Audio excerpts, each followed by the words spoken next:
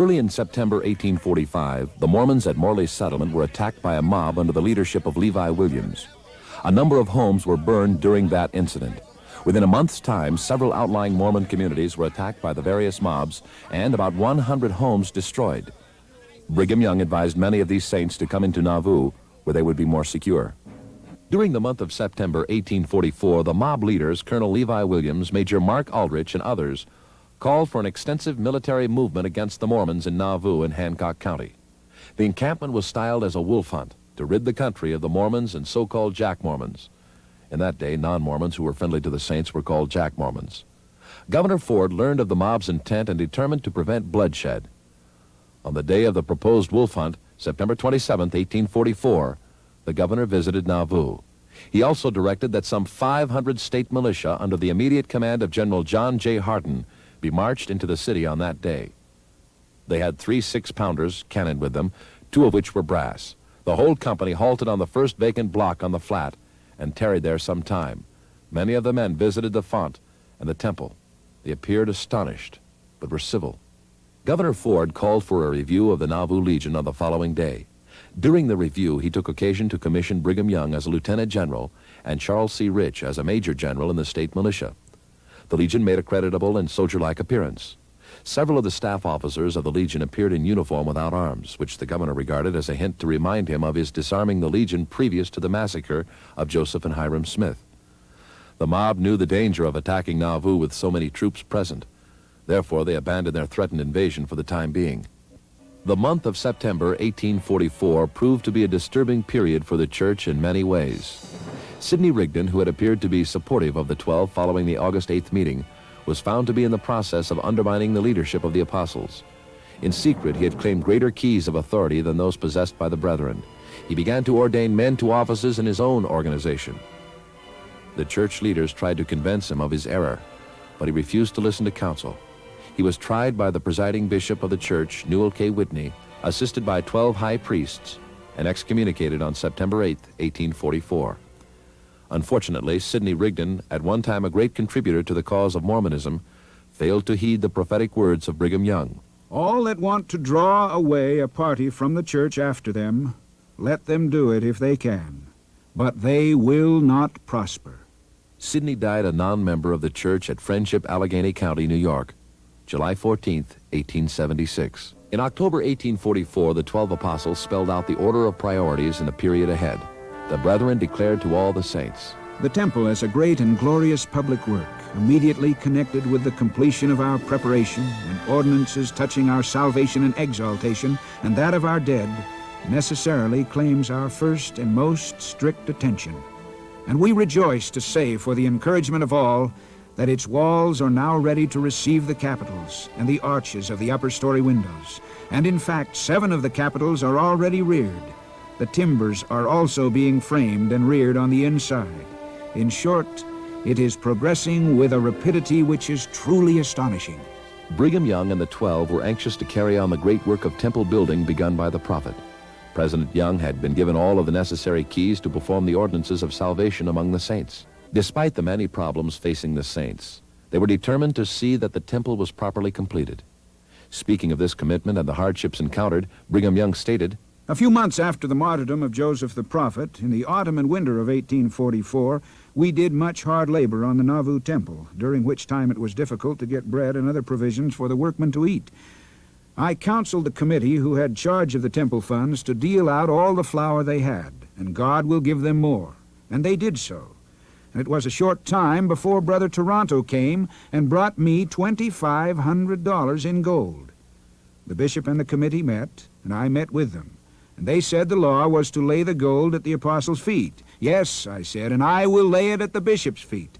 So I opened the mouth of the bag and took hold at the bottom end and gave it a jerk toward the bishop and strewed the gold across the room and said, 'Now go and buy flour for the workmen for the temple, and do not distrust the Lord any more, for we will have what we need.'"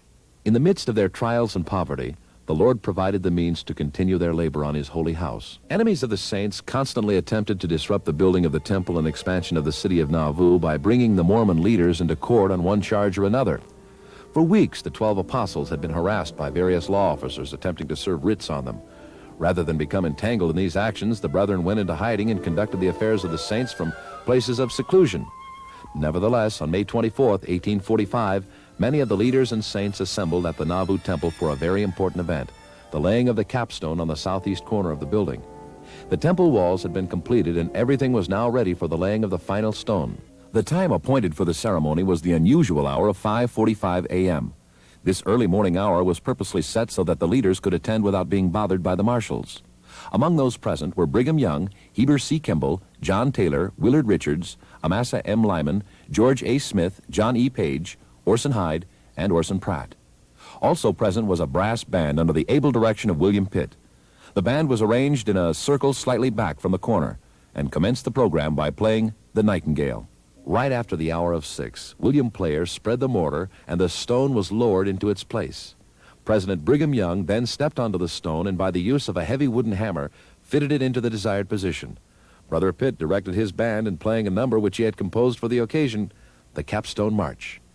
In the remarks which followed, President Young stated, "The last stone is now laid upon the temple, and I pray the Almighty in the name of Jesus to defend us in this place and sustain us until the temple is finished and we have all got our endowments." The entire congregation acclaimed these events by shouting 3 times in unison, "Hosanna, Hosanna, Hosanna to God and the Lamb. Amen, Amen, and Amen." As the gathering dismissed, Brother John Kay stood on the newly laid stone and sang the Capstone Song, composed by William W. Phelps. The raising of the timbers for the attic of the temple was begun a few days later. By mid-June, the roof was all but completed, and on the 26th of that month, the first stones for the new baptismal font had been laid in the basement. The dome and the cap of the temple tower were raised on August 23rd. By October 5th, 1845, the temple was sufficiently advanced to house the first general conference in 3 years. This gathering was also to be the only general conference ever held in that building. During the course of the conference, President Young called upon Lucy Mack Smith, the aged and honored mother of the prophet Joseph, to say a few words to the assembly. Mother Smith responded. She commenced by saying that she was truly glad that the Lord had let her see so large a congregation. She was the mother of 11 children, 7 of whom were boys. She raised them in the fear and love of God, and never was there a more obedient family. She warned parents that they were accountable for their children's conduct, advised them to give them books and work to keep them from idleness, warned all to be full of love, goodness, and kindness, and never to do in secret what they would not do in the presence of millions. Sister Smith was greatly loved by the saints, and her inspirational address was gratefully received by the congregation. The greatest desire of the saints was to sufficiently complete the temple so that they could receive those ordinances essential to exaltation in the celestial kingdom. This desire was realized on November 30th, 1845. On that day, Brigham Young dedicated the attic story of the temple. Some finishing touches were added, and on December 10th, President Young and Heber C. Kimball commenced administering the ordinances of the endowment. These brethren continued officiating in the temple rites throughout the night and did not conclude their activities until 3:30 a.m. the next day. Pausing only long enough to eat a little breakfast, Brigham Young and Brother Kimball again went back to the temple to administer the endowment to numbers who anxiously awaited their return. As the days passed, others became experienced officiators, and the ordinances were performed more rapidly. The work continued both day and night with little interruption. By the end of December, over 1,000 had participated in the ceremony. Thousands of the faithful thronged to the temple during the time it remained open. However, on February 7th, 1846, the sacred ordinances were stopped when President Young and other leading brethren crossed into Iowa territory to lead the saints in their westward migration.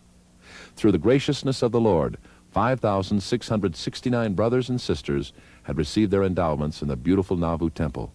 The 12 were grateful witnesses to this marvelous achievement and must have recalled with satisfaction the words of the prophet Joseph Smith to them.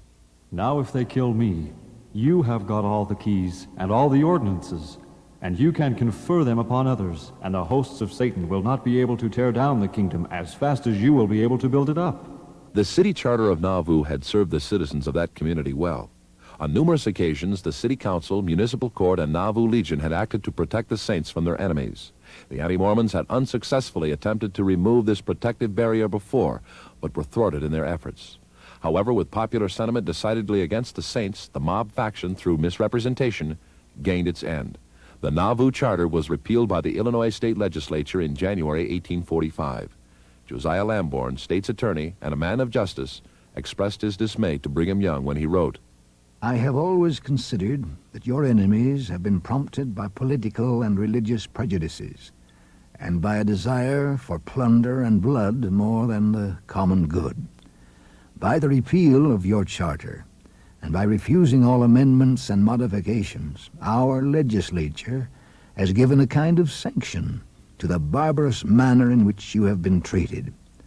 Your two representatives exerted themselves to the extent of their ability in your behalf, but the tide of popular passion and frenzy was too strong to be resisted. It is truly a melancholy spectacle to witness the lawmakers of a sovereign state condescending to pander to the vices, ignorance, and malevolence of a class of people who are at all times ready for riot, murder, and rebellion. In spite of this and other actions against the saints, the Mormons continued to prosper in Navoo. The mobs were determined to disrupt this state through continued hostilities. In September 1845, they drove numbers of saints in the outlying areas from their homes and set fire to them. Sheriff J.B. Backenstoss made every effort to preserve law and order. On September 22, 1845, a group of citizens from Quincy, Illinois, met and appointed a committee to call upon the saints.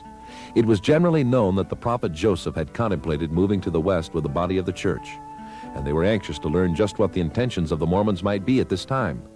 Responding to the discussion at that meeting, Mr. Bartlett, editor of the Quincy Whig, commented, It is a settled thing that the public sentiment of the state is against the Mormons, and it will be in vain for them to contend against it and to prevent bloodshed and the sacrifice of many lives on both sides. It is their duty to obey the public will and leave the state as speedily as possible. That they will do this, we have a confident hope, and that too, before the last extreme is resorted to, that of force. In response to this direct inquiry by the Quincy Committee, the church leaders announced their feelings in a communication dated September 24, 1845.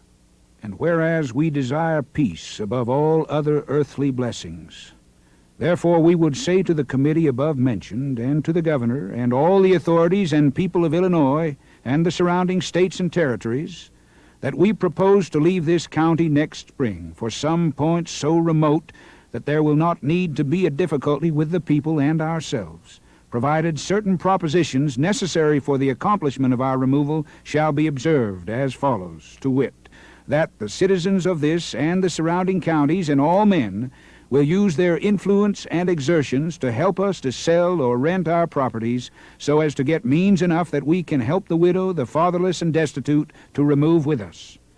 That all men will let us alone with their vexatious lawsuits so that we may have the time, for we have broken no law.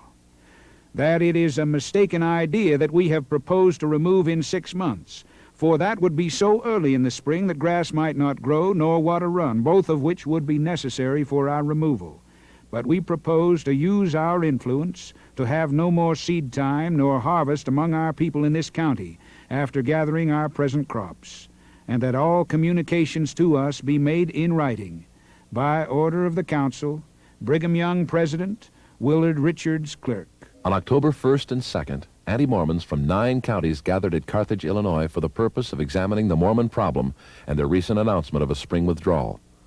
The decision of the assembled delegates is contained in the following resolution. Resolved, that it is the settled and deliberate conviction of this convention that it is now too late to attempt the settlement of difficulties in Hancock County upon any other basis than that of the removal of the Mormons from the state. And we therefore accept and respectfully recommend to the people of the surrounding counties to accept the proposition made by the Mormons to remove from the state next spring, and to wait with patience the time appointed for removal. As time would prove, the mob was not willing to wait with patience for the peaceful removal of the saints. An incident that very month showed its true intentions. As the steamer Sarah Ann passed up the Mississippi River, it docked momentarily at Navoo. On board was the apostate Dr. Robert D. Foster. A saint by the name of Jackson Redden was standing nearby as the boat landed. An attempt was made by Foster to kidnap Redden with the following results. Dr. R.D. Foster got a number of men from the boat and undertook to haul Redden on board and take him off with them. Redden knocked the first man down that undertook to lay hands on him. A few of the brethren who were not far off ran to Redden's assistance, and with sticks and stones soon drove the whole crew on board. The captain started immediately without unloading. After the boat started, Dr. Foster shot his pistol at the brethren, but hurt no one. One of the brethren was cut on the back of the neck with a stone. Knowing the intent of the mob to do them harm whenever it had an opportunity, the saints braced themselves for a long and difficult winter. They could not relax their guard for even a moment against their determined and organized foe. It became evident to the brethren that the saints could not remain any longer in Navoo because of increasing mob activity. Even the governor of Illinois, Thomas Ford, admitted that the state did not have the ability to stop civil war between the Mormons and their enemies. Confessing his failure to restore peace, Governor Ford directed a message to the leaders of the saints through Messrs. Hardin, Warren, Douglas, and McDougal. Ford instructed these men, I wish you to say to the Mormons for me that I regret very much that so much excitement and hatred against them should exist in the public mind. Nevertheless, it is due to truth to say that the public mind everywhere is so decidedly hostile to them that public opinion is not inclined to do them common justice. Every bad report against them is greedily swallowed, whilst nothing can be heard in their favor. Under these circumstances, I fear that they will never be able to live in peace with their neighbors of Hancock and the surrounding counties. I desire that you will impress these facts upon the Mormons, and that you will counsel and promote peaceable means of accommodation, whereby the Mormons may be induced to leave the state. It is acknowledged by me that the state has no power to insist upon their removal, that it is a great hardship on them to remove from their comfortable homes and the property which they have accumulated by years of toil. But is it not better that they should do so voluntarily than to live in a state of continual war? In October 1845, the delegation bearing Governor Ford's message met with the 12 apostles and other leading brethren to discuss the movement of the saints to the west. President Brigham Young gave the visitors a copy of the saints' answer to the Quincy Committee and also prepared the following communication. In addition to this, we would say that we had commenced making arrangements to remove from this county previous to the recent disturbances, that we now have 4 companies organized of 100 families each, and 6 companies more now organizing of the same number each, preparatory to removal. That 1,000 families, including the 12, the High Council, the trustees, and general authorities of the church, are fully determined to remove in the spring, independent of the contingency of selling our property, and that this company will comprise from 5,000 to 6,000 souls. That we have some hundreds of farms and some 2,000 or more houses for sale in this city and county, and we request all good citizens to assist in the disposal of property. That if all these testimonies are not sufficient to satisfy any people that we are in earnest, we will soon give them a sign that cannot be mistaken. We will leave them. Using every means at their disposal, the saints redoubled their efforts to prepare for the coming exodus from Illinois. Anvils rang under the forging hammer day and night as the needed wagons were provided. The November 15, 1845 issue of the Times and Seasons stated that 3,285 families were making ready with 1,508 wagons on hand and 1,892 being built. Anxious to prepare the saints for the difficult journey ahead, the brethren carefully organized the respective companies and placed competent leaders at their heads. The church leaders also provided lists of commodities that would be necessary to sustain life. Feeling the necessity of arming themselves against the dangers that awaited them in the West, the leaders sent a request for weapons to Orson Pratt in New York City. The purchase was made, and on December 11, 1845, Elder Orson Pratt returned from his eastern mission bringing $400 worth of Allen's revolving 6-shooting pistols, alias pepper boxes. Committees were appointed by the brethren to obtain charts, maps, newspaper accounts, and books about the West. The leaders were anxious to obtain any materials which had been prepared by men familiar with the far West, Upper California, or the valleys of the Columbia. The writings of John C. Fremont, Langsford W. Hastings, and others who had explored the Trans-Rocky Mountain area were digested with great interest. During the winter, Franklin D. Richards and Parley P. Pratt read Fremont's journal to the 12 Apostles. Hastings' history of Oregon and California was similarly reviewed. President Young also reported, Elder Heber C. Kimball and I superintended the operations in the temple, examined maps with reference to selecting a location for the saints west of the Rocky Mountains, reading various works written by travelers, also made selections of names of persons to be invited to receive their endowments. On January 29, 1846, the Navoo High Council printed a notice in the Times and Seasons announcing the intent of the leadership to send out a pioneer company in the early spring to prepare the way for the thousands who would follow them to the Rocky Mountains. A circular of the High Council. To the members of the Church of Jesus Christ of Latter-day Saints, and to all whom it may concern, greeting.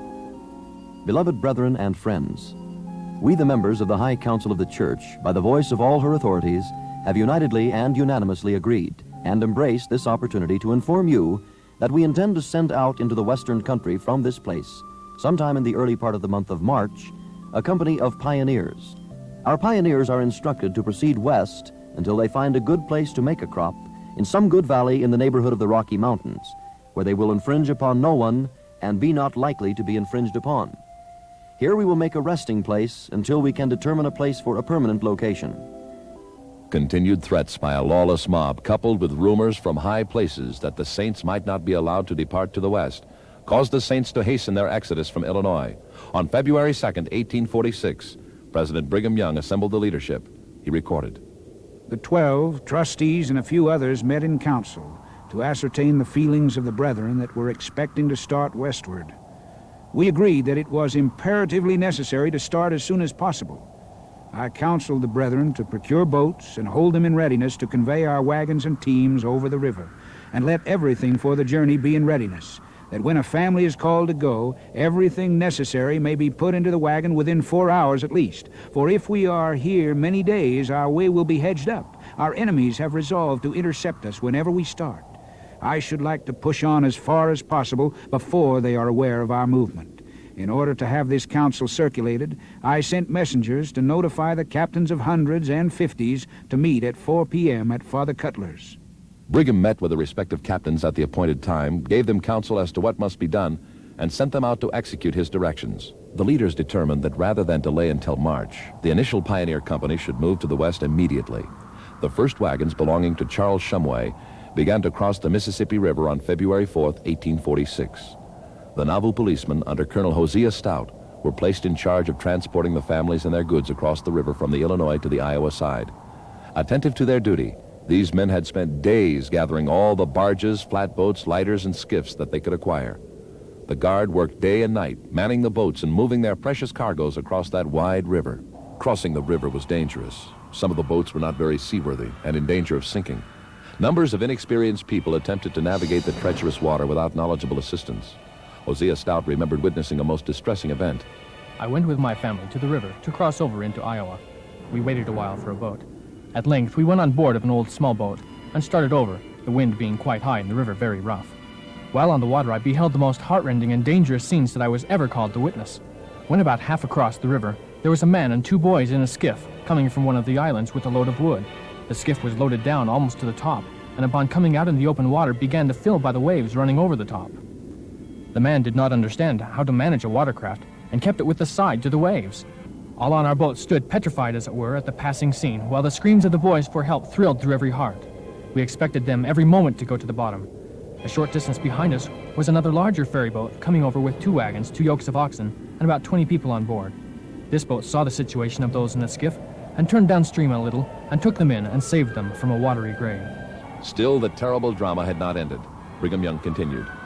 As soon as they got the 3 on board the flatboat, a filthy, wicked man squirted some tobacco juice into the eyes of one of the oxen attached to Thomas Grover's wagon, which immediately plunged into the river, dragging another ox with him, and as he was going overboard, he tore off one of the sideboards, which caused the water to flow into the flatboat. Hosea Stout was alerted by the cry of alarm from the stricken craft. He attempted to turn his boat about to rescue those in distress. Unfortunately, the waves were so high that his boat was in danger of being swamped, and he found himself helpless to assist. Hosea recalled. All seemed to scream and cry and beckon to us to come to them in the highest state of alarm. In a moment we saw that their boat was sinking in the middle of the river, and were imploring us in the fear of instant death to come to their rescue. In a few minutes we saw them scattered on the surface of the water like so many wild fowls in silent and frightful anticipations of soon leaving this world of fears and disappointments. It was some time before any relief came to them. A boat which was crossing over empty came to them, and with some skiffs and sailboats succeeded in saving them, and not one of them were lost, though some were so far gone that they could not speak. It was only through the graciousness of the Lord that the lives of these saints were spared. The same day that these difficult scenes were taking place in the waters of the Mississippi, the saints in the city of Navoo faced another near disaster. In mid-afternoon, the roof of the Navoo temple was found ablaze. An alarm was sounded, and the available brethren quickly responded. Brigham Young described the circumstances. I saw the flames from a distance, but it was out of my power to get there in time to do any good toward putting out the fire. And I said, if it is the will of the Lord that the temple be burned instead of being defiled by the Gentiles, amen to it. I went to the temple as soon as I could after the fire had been extinguished. The brethren gave a loud shout of Hosanna while standing on the deck roof. Willard Richards called on the brethren to bring out all their buckets, to fill them with water and pass them on. Lines inside were formed, and the buckets passed in quick succession. The fire raged near half an hour. It was caused by the stovepipe being overheated, drying the clothing in the upper room. It burned from the west stovepipe, from the ridge to the railing, about 16 feet north and south, and about 10 feet east and west on the north side. The shingles on the north were broken in several places. Brigham Young and his family crossed the river on February 15, 1846. Accompanied by the families of Willard Richards and George A. Smith, President Young stated, We traveled on 4 miles when we came to the bluff. I would not go on until I saw all the teams up. I helped them up the hill with my own hands. At dusk started on, and reached Sugar Creek about 8 p.m., having traveled 9 miles. The roads were very bad. The following day, Brigham Young was busy assisting the many saints coming into the camp of Israel on Sugar Creek, Ambrosia Township, Lee County, Iowa Territory. Brigham Young recorded that the thermometer stood at 12 degrees below zero on February 24, 1846.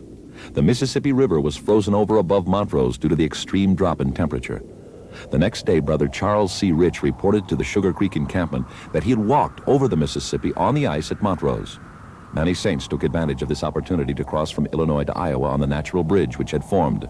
Explaining the circumstances of that period, Brigham Young said, The fact is worthy of remembrance that several thousand persons left their homes in midwinter and exposed themselves without shelter, except that afforded by a scanty supply of tents and wagon covers, to a cold which effectually made an ice bridge over the Mississippi River, which at Navoo is more than a mile broad.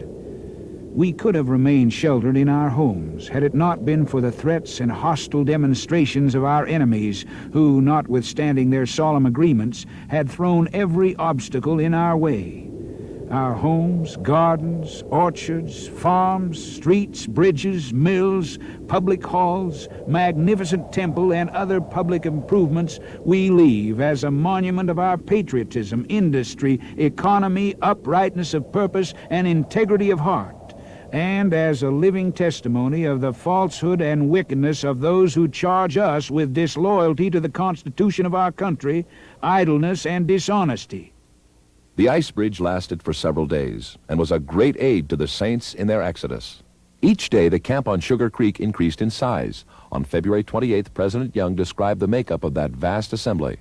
The camp consisted of nearly 400 wagons, all very heavily loaded, with not over one-half of the team necessary to make a rapid journey. Most of the families were provided with provisions for several months.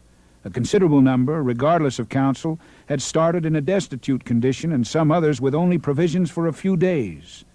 The failure of certain saints to adequately provide for themselves put undue pressure on those who had followed the direction of the brethren. Those who shared their means, however, lightened the suffering of those who did not have the necessary supplies. In addition to their daily prayers, dancing and singing kept the Mormon pilgrims in cheerful spirits. One biographer has described an evening scene on the winter prairie of Iowa. The president had the brethren and sisters out in the dance, and the music was as glad as at a merrymaking. Several gentlemen from Iowa gathered to witness the strange, interesting scene. They could scarcely believe their own senses when they were told that these were the Mormons in their flight from civilization, bound they knew not whither except where God should lead them by the hand of his servant. Thus, in the song and dance, the saints praised the Lord. When the night was fine and supper, which consisted of the most primitive fare, was over, some of the men would clear away the snow, while others bore large logs to the campfires in anticipation of the jubilee of the evening. Soon, in a sheltered place, the blazing fires would roar, and 50 couples, old and young, would join in the merriest spirit to the music of the band or the rival revelry of the solitary fiddle. William Pitt's brass band often provided the music for the evening's merriment.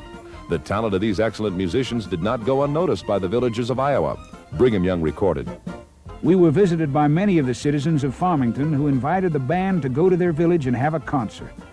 In the afternoon, they rode down on horseback to respond to the invitation. This same occurrence was often repeated along the route of march. Captain Pitt and his band became ambassadors of goodwill, softening hearts and changing sentiments wherever they went. By direct purchase and the exchange of labor, the Saints were able to increase their supplies as they moved across Iowa. Through digging wells, chopping cordwood, splitting rails, clearing land, and applying their varied skills, the Mormons were paid with bushels of corn, quantities of potatoes, turnips, grain, and other vegetables. Many Mormons also found the citizens of Iowa anxious to exchange food items for furniture and other goods of the Saints, which would not be too practical to take on the long haul to the Rocky Mountains. Even the band used their talents to add to the supply. President Young reported. The band gave a concert in the courthouse at Keosauqua this evening and cleared $25.70, and were treated with the utmost kindness and attention by the citizens and invited to play again tomorrow evening. During the exodus from Navoo, William Clayton was forced to leave his wife, Diantha, behind for a season while he continued with Brigham Young's advanced company. She was expecting a baby, and William was very anxious about her condition. News that a fine baby boy had been born to the couple was a welcome relief to the father and provided the inspiration for one of the greatest hymns of Mormonism, Come, Come, Ye Saints. The composition became the grand marching hymn of the Mormon pioneers. On April 15, 1846, Brother Clayton recorded the feelings of his heart. This morning Ellen Kimball came to me and wishes me much joy. She said Diantha has a son. I told her I was afraid it was not so, but she said Brother Pond had received a letter. I went over to Pond's and he read that she had a fine fat boy on the 30th, but she was very sick with ague and mumps. Truly, I feel to rejoice at this intelligence, but feel sorry to hear of her sickness. This morning, I composed a new song, All Is Well. I feel to thank my Heavenly Father for my boy and pray that he will spare and preserve his life and that of his mother, and so order it so that we may soon meet again. O Lord, bless thine handmaid and fill her with thy spirit. Make her healthy, that her life may be prolonged and that we may live upon the earth and honor the cause of truth. William was reunited with Diantha and their new son, William Adriel Benoni Clayton, on June 28, 1846. The month of April marked the beginning of the planting season. A predetermined plan called for the camp of Israel to proceed to a point on the Grand River, fence in a large field, build several log cabins, plow the land, and put in spring crops. A number of families would then be selected to stay and take care of the improvements, while the rest of the camp continued west. On April 24, 1846, a site on the Grand River was selected and named Garden Grove. 2 days later, a council was held and work tasks were assigned to the 359 laboring men then in the camp. Unfortunately, not every person in the various pioneer camps was honest in dealing with his fellow men.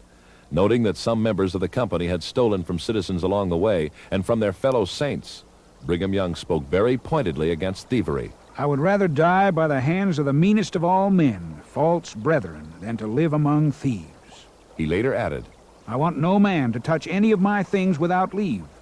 If any man will come to me and say that he wants to steal, I'll give him the amount. The president was quick to enforce the principle of honesty whenever instructing the people. Brigham Young recorded one of those special teaching moments. A boy by the name of Edmund Whiting shot an otter at the bank of the river. He afterwards discovered that the otter was caught in a trap. He took off the skin and carried it to camp, leaving the trap on the bank. In the course of the day, the trapper, who lived a short distance off, came into camp and stated that he had 8 traps set in the neighborhood and had lost 6 of them, intimating that the camp had stolen them, but this was not believed. In the evening, the council heard what the boy had done with the otter skin when he related all his doings concerning the matter. The council was satisfied that he meant no harm and instructed him to go early in the morning and bring the trap and take it and the skin to the trapper in company with Stephen Markham. I instructed Brother Markham to say to the man that if one of his traps were found in the camp within 1,000 miles of this place, it should be sent back to him with the man that took it.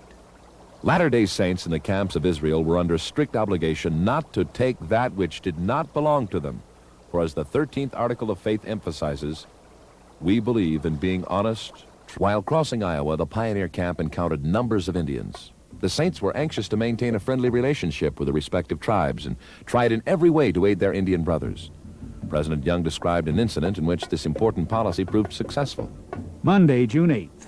At 8 a.m., the camp started, past Potawatomi Indian Town, crossed a bridge of Nishnabotna River on a floodwood bridge built by General George Miller and pioneers who had gone in advance to locate roads and build bridges, and forded another branch, saw many Indians who were very friendly. Traveled 14 miles to a creek which we crossed. After starting this morning and while in sight of the Potawatomi village, we were met by a brave who informed us we must pay duty for passing through their village and for the grass our stock would destroy. He was no doubt instigated by our enemies, but on our informing the Indians that instead of injuring them, we would do them good by making bridges, etc., they readily consented to let us pass. By mid-June, the main pioneer camp had arrived on the banks of the Missouri River. President Young and the leading brethren immediately sought the friendship of the local Indians, the Indian agent, and Indian traders. In their trek to the west, the Saints made every attempt to be friendly and fair with the Indians whom they met. As the pioneer camp under President Young was busily engaged in a westward exodus by land, still another body of Saints had departed from the East Coast by sea in February 1846. In that earlier period, Orson Pratt was yet in the eastern United States and presiding over the Saints in that sector. Orson Pratt instructed the Saints in the East, The time is at hand for me to take a long and lasting farewell to these eastern countries, being included with my family among the tens of thousands of American citizens who have the choice of death or banishment beyond the Rocky Mountains. All the poor that can raise funds sufficient to go to Navoo can, with little exertion, obtain sufficient to go by Cape Horn. Those who go by sea can carry with them many articles which it would be impossible to carry over the mountains. Elder S. Brannan has been counseled to go by sea. He will sail about the middle of January. Those who wish to accompany him are requested to give him their names as early as possible. If 150 or 200 passengers can be obtained, he can venture to charter a vessel for them, and thus their fare will be scarcely nothing. The voyage can be performed in 4 or 5 months. Brethren, awake! Be determined to get out from this nation next spring, spring 1846. We do not want one saint to be left in the United States after that time. Let every branch in the east, west, north, and south be determined to flee out of Babylon, either by land or by sea, as soon as then. After Orson Pratt's return to Navoo, Elder Samuel Brannan carried out his charge to charter a ship. In New York, Brannan was able to obtain the services of Captain A. Richardson. Richardson was master of a nearly new cargo ship called the Brooklyn. The 450-ton sailing vessel was signed for an agreed rate of $1,200 per month. This figure had been scaled down from a larger amount because the Saints agreed to fill the hold with an additional 500 barrels of goods for delivery to the Sandwich Islands, Hawaiian Islands. The Saints were also to assume all risks, pay port charges, and stand the cost of converting the old hull into a passenger carrier. The Brooklyn's destination would be California, following the port call in the Sandwich Islands. From there, the Saints would make contact with Brigham Young. The remodeling was completed during January 1846, and the ship's hold was stocked with goods. Identifying the items stored on board, an extra from the New York Messenger contained the following list. She is well loaded with agricultural and mechanical tools, enough for 800 men, consisting of plows, hoes, forks, shovels, spades, plow irons, scythes, sickles, nails, glass, blacksmith's tools, 3 grain mills for grinding grain, turning lathes, sawmill irons, grinding stones, 1 printing press and type, paper, stationery, school books, sequels, history, arithmetic, astronomy, grammar, Morse's Atlas, and geography. They have also on board 2 new milk cows, 40 or 50 pigs, besides fowls, and so forth. The morning before the ship's sailing, a gentleman of Brooklyn, J.M. Vancott, a lawyer of great and noted celebrity, I understand, presented the emigrants through Mr. Brannan with 179 volumes of Harper's Family Library. May the Lord reward him for his kindness toward a persecuted and oppressed, yet upright and virtuous people. The printing press had been used by the Saints in the East to publish the Prophet and also the New York Messenger. It was now destined for use in California. Although not planned by the brethren, Samuel Brannan's company sailed from New York Harbor on the same day that the first wagons left Nauvoo for Iowa Territory, February 4th, 1846. On that date, 238 souls took passage. Of this number, there were 70 men, 68 women, and 100 children. The Brooklyn was expected to sail on January 24th, but had been delayed until February 4th. A terrible storm was encountered by the Brooklyn as it sailed southward through the waters of the Atlantic Ocean. The situation became so bad that even Captain Richardson thought all was lost. but the prayers and songs of the faithful were eventually answered with a shift in the wind and calm seas. Weeks went by, and at last Cape Horn at the tip of South America was safely reached. The Brooklyn passed into the Pacific Ocean and steered toward port at Valparaiso, Chile. Drinking water was so low that it was carefully rationed. Firewood for the galley was all but gone. The voyagers longed to put their feet on dry land and replenish their supplies. As the Brooklyn drew within reach of the harbor entrance, a sudden offshore gale broke upon the vessel and blew it backward almost to Cape Horn. When the storm subsided, Sister Laura Goodwin, who had been thrown from a ladderway during the gale's fury, lay dying in her bunk. In the face of this unexpected predicament, Captain Richardson decided that the best course of action would be to strike for the island of Juan Fernandez off the coast of Chile. That island had been made famous by Daniel Defoe's writing of Robinson Crusoe. Defoe had drawn partly on the memoirs of Alexander Selkirk, a voyager who had been cast away on Juan Fernandez years before. The Brooklyn reached that lonely island on May 4th, 1846, and dropped anchor in Cumberland Bay. Samuel Brannan and his company found only 2 families occupying this beautiful spot. The Saints discovered pigs and goats running wild, fish in abundance, trees laden with fruit, sufficient firewood for their needs, and plenty of fresh drinking water to fill their empty casks. 5 days were spent restocking their supplies on the island before setting their compass course for the island of Hawaii. After weeks at sea, Oahu was sighted on June 20th, 1846. As the Brooklyn rounded Diamond Head and came to anchorage, an unusual sight greeted them. In the harbor were a number of American warships, among them the frigate Congress, flagship of Commodore Robert Field Stockton. Brannan's company soon discovered that war had been declared between the United States and Mexico. The American fleet was in the process of taking on provisions before assaulting the Mexicans at Monterey. It was expected that California would soon be part of the United States. Commodore Stockton met with Samuel Brannan on board the Brooklyn. Instead of directing the emigrant company away from the impending conflict for California, the Commodore discreetly suggested that they continue with their plans and assist the American cause. Samuel determined that the Mormons could indeed sail into San Francisco Bay and take Yerba Buena, now San Francisco, in the name of the United States of America. Brannan was allowed to purchase 150 stands of military arms. These were stored in the hold of the Brooklyn. Leaving Hawaii, the Brooklyn set a course for San Francisco Bay.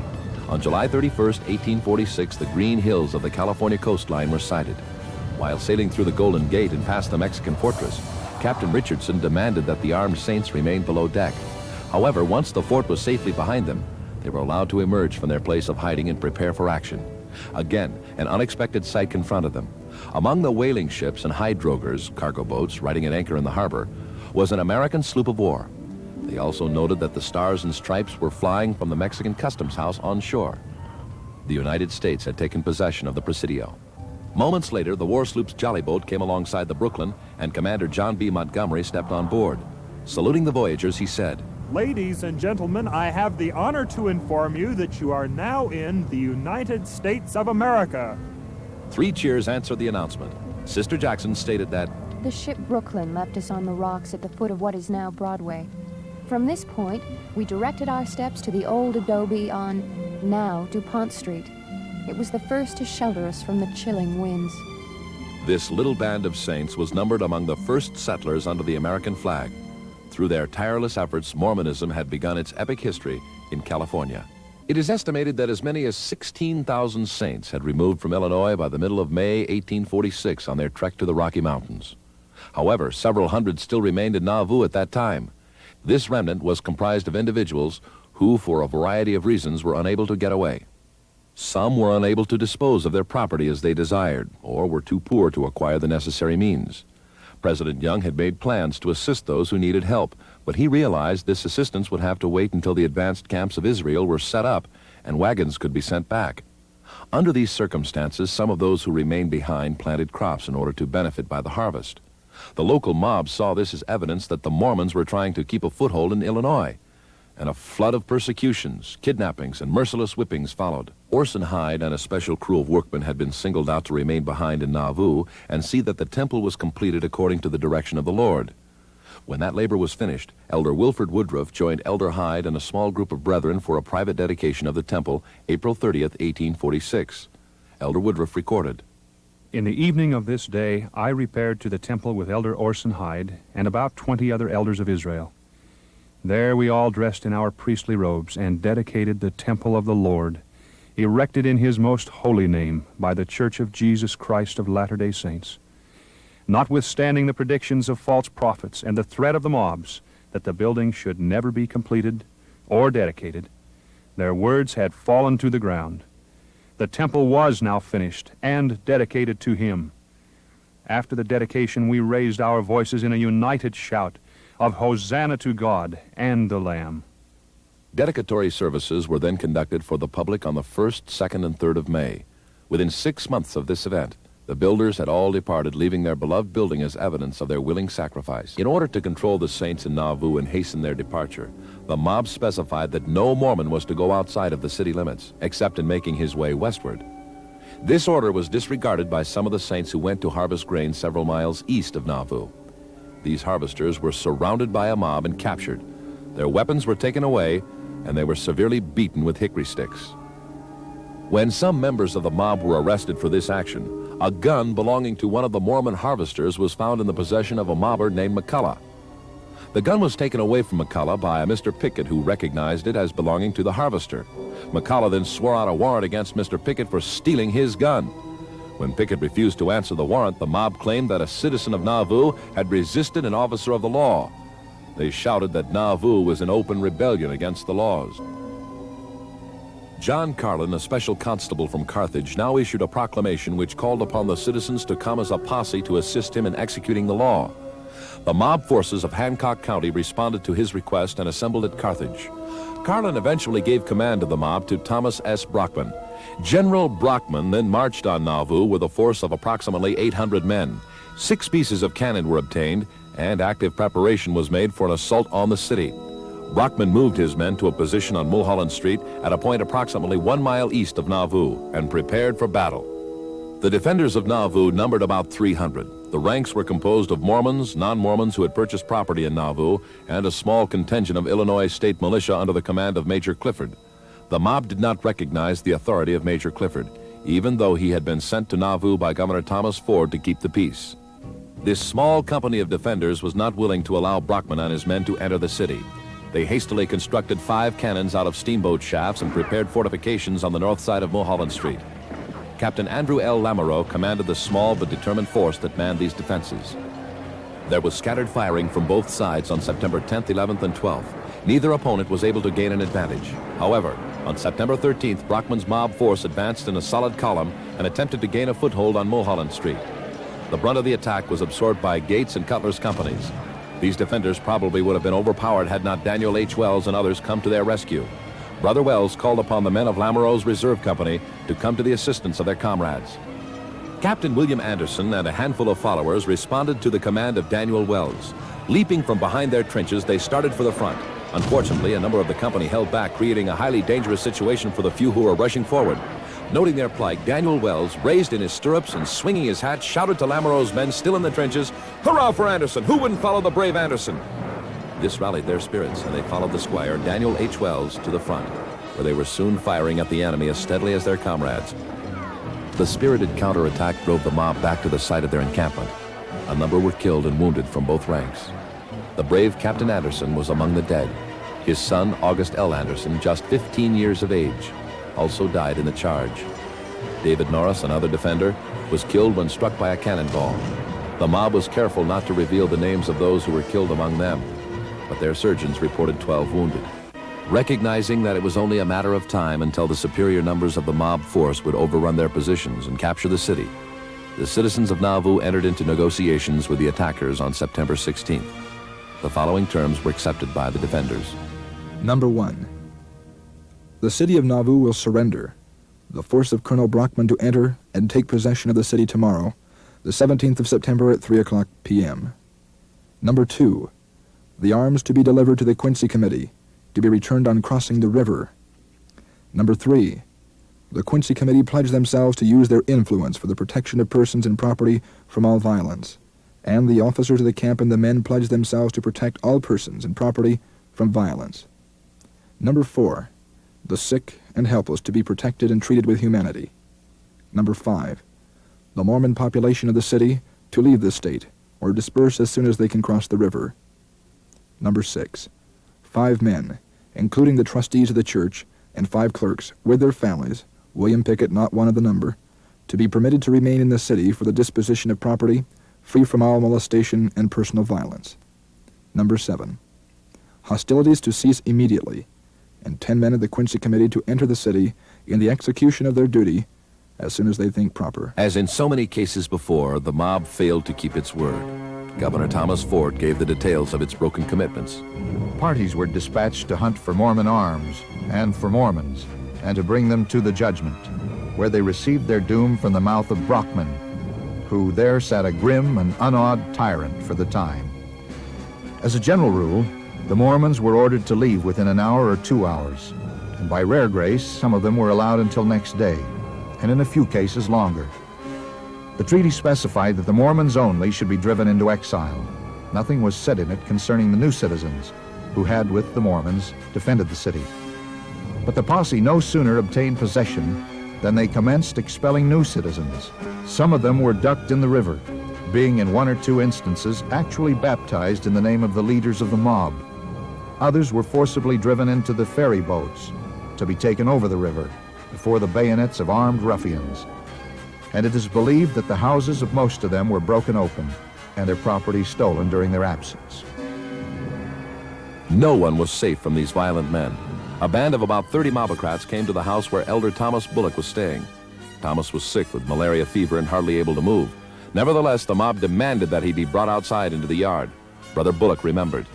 I was raised from my bed, led out of doors, supported by my sister-in-law on the rail fence. I was then asked if those goods, 2 loaded wagons, were mine. I replied, "They are." The captain then stepped out to within 4 feet of me, pointed his sword at my throat, while 4 others presented their guns with bayonets within 2 feet of my body, and said, "If you are not off from here in 20 minutes, my orders are to shoot you." I replied, "Shoot away. Will you only send me to heaven a few hours quicker? For you may see I'm not for this world many hours longer." The captain then told me, "If you will renounce Mormonism, you may stay here and we will protect you." I replied, "This is not my house. Yonder is my house," pointing to it, "which I built and paid for with the gold that I earned in England. I never committed the least crime in Illinois, but I am a Mormon, and if I live, I shall follow the 12. Then said the captain, "I'm sorry to see you and your sick family, but if you're not gone when I return in half an hour, my orders are to kill you and every Mormon in the place." Sick as he was, Thomas Bullock had no other choice than to immediately move himself and his family across the Mississippi River. The beautiful temple was also taken over by the mob and made their headquarters. The saints had removed most of the furnishings and some of the ornamentation from the temple, knowing that its days of usefulness to them were numbered. Sometime during that fall, the Navoo bell was taken out of the temple and sent forward to winter quarters. The bell was brought to Utah by the first company following Brigham Young's Pioneer Company, and is presently located on Temple Square in Salt Lake City. The temple also became the scene of a mock court. Mormons and new citizens were brought before this supposed court and abused. Here they were intimidated and given various sentences and threats. There was no mercy to be found in Navoo. The only margin of safety lay on the western bank of the Mississippi River. Approximately 640 men, women, and children were forced into exile in Iowa. The saints established their camp approximately 2 miles north of Montrose on the western banks of the river.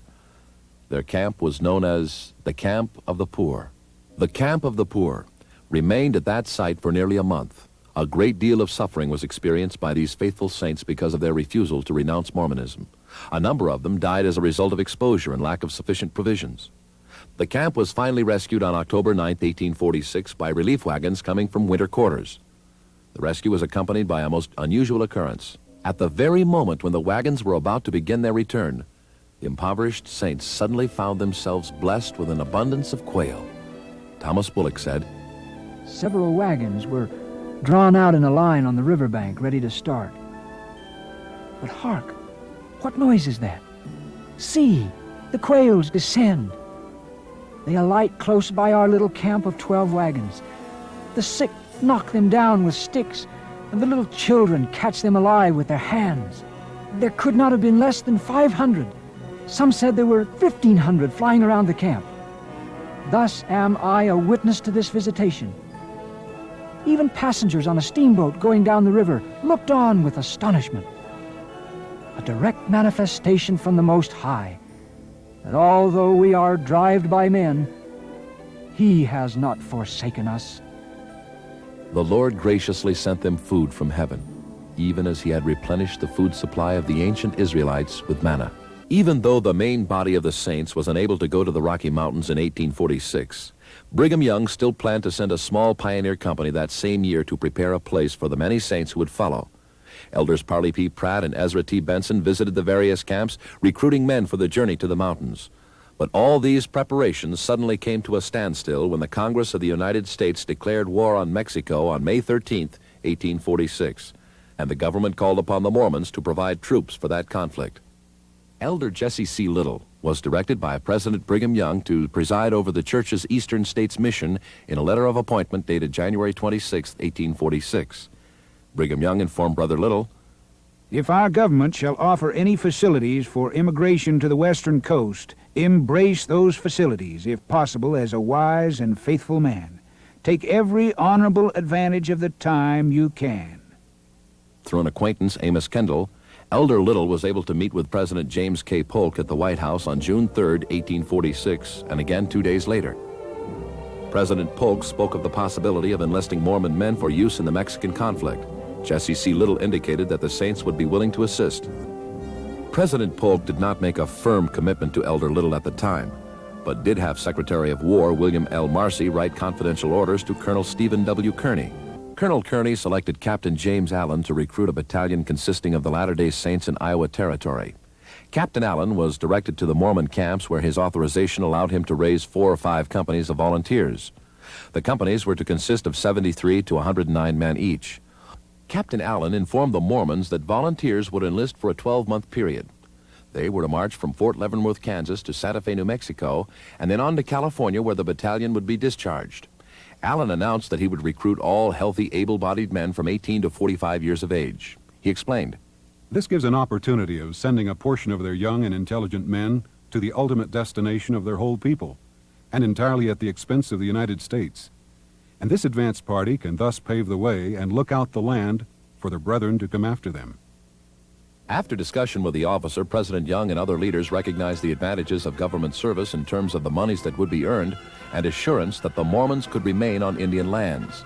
The brethren assembled the saints, and from the bed of an empty wagon, they informed them of the government request for troops. Captain Allen explained his orders from Colonel Kearney, and President Young followed with an address. Commenting on the proposal that a battalion be formed, President Young said, "I addressed the assembly. I said the question might be asked, is it prudent for us to enlist to defend our country? If we answer in the affirmative, all are ready to go. Suppose we were admitted into the Union as a state, and the government did not call on us. We would feel ourselves neglected. Let the Mormons be the first to set their feet on the soil of California. Captain Allen has assumed the responsibility of saying that we may locate on Grand Island until we can prosecute our journey. This is the first offer we have ever had from the government to benefit us. I propose that the 500 volunteers be mustered, and I would do my best to see all their families brought forward as far as my influence extended and feed them when I had anything to eat myself." Under the direct influence of Brigham Young, the Mormon battalion began to take shape. On July 16th, Captain James Allen summoned the 4 1/2 companies of volunteers which had been recruited to date and formed them into a hollow square. He then proceeded to muster them in the service of the United States Army for the period of 1 year. On July 18th, President Brigham Young met with the commissioned and non-commissioned officers of the Mormon battalion in a grove of cottonwoods near the Missouri River. He recorded, "I instructed the captains to be fathers to their companies and manage their affairs by the power and influence of their priesthood. Then they would have power to preserve their lives and the lives of their companies and escape difficulties. I told them I would not be afraid to pledge my right hand that every man will return alive if they will perform their duties faithfully without murmuring, and go in the name of the Lord, be humble, and pray every morning and evening in their tents. A private soldier is as honorable as an officer if he behaves as well. No one is distinguished as being better flesh and blood than another. Honor the calling of every man in his place. All the officers but 3 have been in the temple, Let no man be without his undergarment, and always wear a coat or vest. Keep neat and clean. Teach chastity, gentility, and civility. Swearing must not be admitted. Insult no man. Have no contentious conversation with the Missourians, Mexicans, or any class of people. Do not preach only where people desire to hear, and then be wise men. Impose not your principles on any people. Take your Bibles and Books of Mormon. Burn up cards if you have any. Following the remarks of President Young, the brethren were also addressed by Heber C. Kimball, John Taylor, and Parley P. Pratt. They exhorted the soldiers to be humble and pray often in order that God might lead them in the proper paths. This sound advice from their leaders was to stand the brethren in good stead during the very difficult days that lay ahead. As a body, they were now prepared to serve their country in the current emergency.